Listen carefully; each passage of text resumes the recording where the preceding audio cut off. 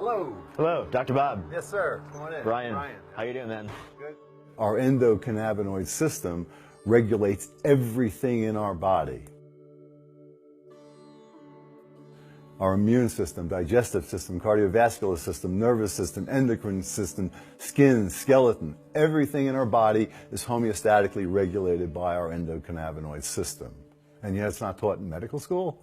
There's something a little flawed here. Even if you've never smoked a joint in your life, you have sort of internal cannabis in your body. You have an endocannabinoid system, endo meaning inside. You've got cannabinoid receptors in your brain and in your liver and your spleen and your bladder and your immune system cells. You've got receptors all over your body for this plant. And so when you smoke, you're sort of stimulating and working within the endocannabinoid system, and you're stimulating your cannabinoid receptors. That helps to regulate your immune system, your energy, your metabolism, your blood sugar. It sort of tamps down inflammation. Your endocannabinoid system does a lot to maintain homeostasis in your body. So there's at least two types of cannabinoid receptors that we know about so far. There's CB1 and CB2.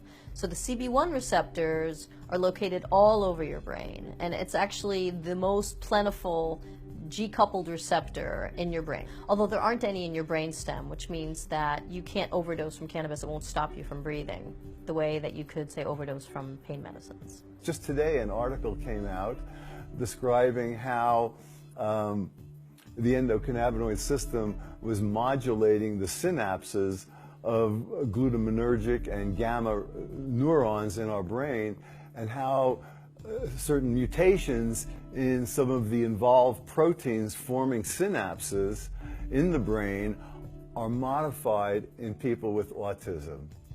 So we see a link between autism and the endocannabinoid system, and that's been pioneered by a woman in California, Miko Hester Perez, who has a severely autistic son. And in desperation, she got a permit for him and gave him cannabis, and it changed everything. So today, after she's been doing this for a few years, we now have a scientific validation. When people ask me, like, so what's the most important thing you learned? By far, the most important thing I learned was that THC and CBD can kill cancer cells, that they can kill cancer cells while leaving healthy cells intact. They trigger a programmed cell death, which is called apoptosis. And not only do they trigger apoptosis, but they prevent the cancer cells from being invasive, from metastasizing. They prevent a growing tumor from signaling that it needs more blood supply, which is called angiogenesis. So cannabinoids, not just as a treatment for nausea and decreased appetite that happens because of chemotherapy, but cannabinoids actually being chemotherapy, actually treating cancer. That's really exciting to me. You know, what's so interesting is the medical marijuana community is better educated than the doctors. And I think that what we should all take home from that is that as you learn and understand this stuff, it means we have to make the changes. We have to interact with our government. We have to reshape how energy flows through them so that this phase change will occur. All of us have to participate in it. You know, we want to see the Berlin Wall fall.